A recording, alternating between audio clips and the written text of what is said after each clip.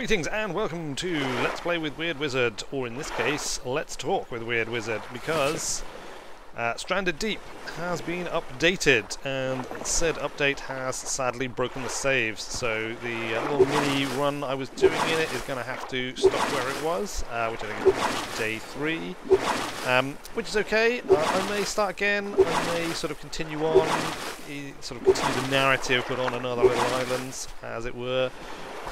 But we'll have to see about that. This episode is going to just be talking about the update and my sort of initial impressions of the game. I've played a fair amount of time in it now, so I've got some thoughts on it, on early access in general, and on this game in particular. First, let's get the update out of the way. Like I say, it does break the save, unfortunately, which is always a shame when that happens, especially in survival games, because let's face it, half the fun is building up your little position and improving your camp and all that sort of stuff, and making yourself more able to survive. But it happens in development, I know that, and in early access it's one of those things that you just have to accept from time to time. As long as it doesn't happen too frequently, and hopefully it won't be with every single update. That's definitely something they need to bear in mind. So what have we got? It's mostly fixes. It's labelled as a hotfix, although actually it's a pretty content... I say that, not really a content-rich update, but it's a pretty extensive update for a hotfix. Most importantly, the disappearing rafts bug has been fixed, which is awesome. It basically, previously, if you tried to row to another island in your raft after you had saved and loaded the game at least once, the raft would disappear when you crossed a load border or barrier, and that would be it. Basically, you couldn't get your raft back. At least not without an awful lot of faffing about, and it was a right pain in the ass. So it's good that that has been fixed. It now means that exploration in your raft is possible. Apparently they have also improved the shark AI, so swimming between islands is a little bit more dangerous than it was. Sharks, I think, are a bit more likely to attack you now than they were, which is nice to see. That's obviously that's important to kind of introduce a bit more challenge into the game. They have increased rock and stick spawning. Well, they say they've changed rock and stick spawning. From my initial impressions here, it's definitely increased. It's increased quite a bit, which is great, because one of the big bottlenecks that I found in my previous playthrough was rocks. There just weren't very many of them. There was no way to create more rocks, which is still the case.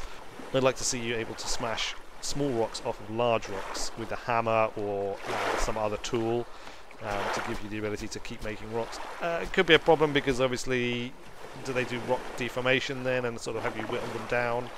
Maybe there could be a special kind of rock that you can break down, that does break down as you go. I don't know. I guess if they make rocks spawn frequently enough and maybe wash up on the shore randomly, then it's not a problem. Maybe after storms, that might be a nice thing. If storms came along and sort of, after a storm you could go out and collect lots of little loose rocks. Nice touch, maybe, perhaps. Yeah, worth thinking about. What else? What else have they done? There's some new content. They fixed a whole bunch of bugs, basically. It's mostly a list of bugs fixes, which I had not really experienced myself. Although cooking timers. I think the implication is that you can now cook multiple items of food over the same fire without them interfering with each other's cooking timers, which is good. That is something I'd noticed before. And cooking, especially early on, is again, it's a pain. So anything that makes that easier is a good thing.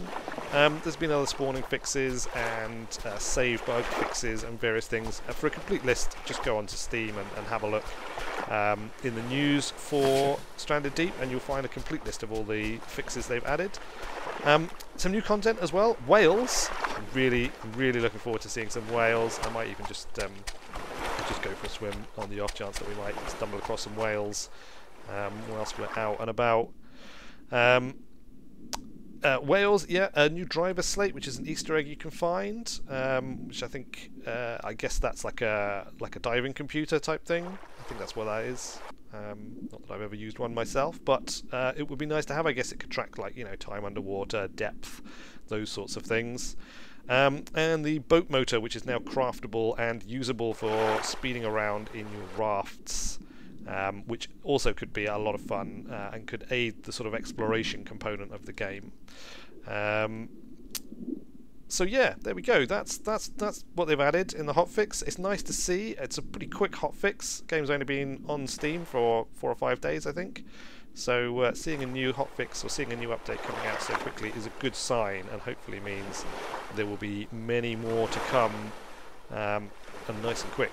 Let's talk a little bit about early access, because this game is in early access, and I think a lot of people have had some poor experiences with early access recently, and it's a development model which is being abused a little bit, especially when we start seeing large companies using early access and crowdfunding type models, and then not perhaps delivering as well as one might hope from such a large company.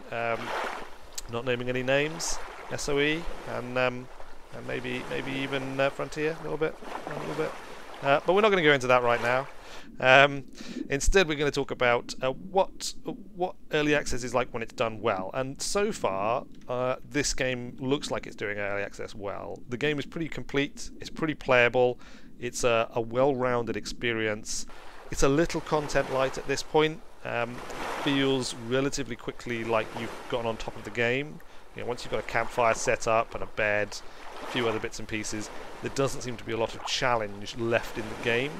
And that's something I'd like to see addressed pretty quickly. I think you need to have more heat effects, so like both in terms of being too hot and too cold. These are the sorts of challenges you would face if you were on a desert island. So yeah, dehydration, obviously that comes with not drinking enough, but also just becoming too hot, heat stroke. If you stay out in the sun too much, creating things like, you know, seeking shade to recover, or crafting yourself a little hat, or looting a little hat, you know, that would let you stay out in the sun for a little bit longer.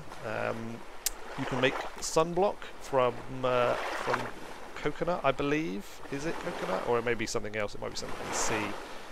And then also cold temperatures at night. It probably gets pretty cold on these islands, so needing to stay by the fire to keep your heat up. Ultimately creating more in the way of shelter and protection. So having storms and rain. When it's raining, you know, you shouldn't be able to light a fire when it's raining if it's just out in the open. Caves. Absolutely, I would like to see caves and bigger islands too. I mean, all of these things are pretty much... oh, here we go, a shark, and it's going to stab it. Scare it away. It's coming back. Yeah, so more survival issues. More things that challenge your survival, and also land-based predators, maybe like crocodiles or caiman, things like that. So it's not all sort of focused on the sea. Would be nice to see eventually, but those are perhaps a little bit. Those can wait until a little bit further down the line. I would like to see more emphasis on the initial survival aspects, though, and realistic survival aspects. So, like, you know, no zombies or anything, but definitely heat and cold, tiredness, exhaustion, stamina. I got no stamina at all. Look, I can swim at full speed for as long as I want, and I will never drown. You know, and you should eventually drown if you try and swim too far. That's obviously a major challenge in this sort of environment. So yeah, I think that's it. Other things I would say about early access, just another quick note about early access.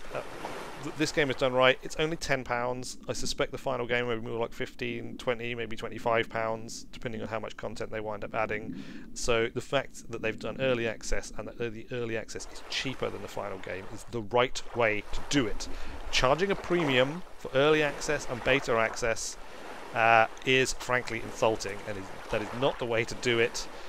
Yes, I know you can do it because people get terribly excited about new games. I'm as bad as anybody else. You know, I paid to have access to Elite Dangerous is, you know, beta phase, and I paid a premium to do that, and I regret doing it because the beta phase was not very good, and absolutely none of the feedback, as far as I could tell, from people was then incorporated, you know, from the beta phase into making the final release better.